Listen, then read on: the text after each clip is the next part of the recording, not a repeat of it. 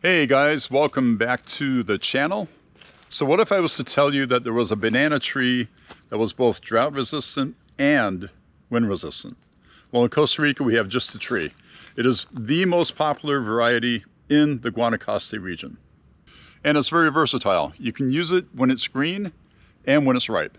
When it's green, you can use it to make pantacones, you can use it to make pancakes, you can use it to make green banana soup, which is delicious, and you can use it as a potato substitute.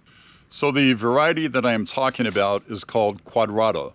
It's also known as the Orinoco, the Beluga, the Burro, and also the square banana. So on the property we have roughly 100 banana trees and approximately 10 different varieties. And this is one of our favorite because of how versatile it is. All right guys, thanks so much for watching, and please like and subscribe if you haven't, and Pura Vida. Ciao.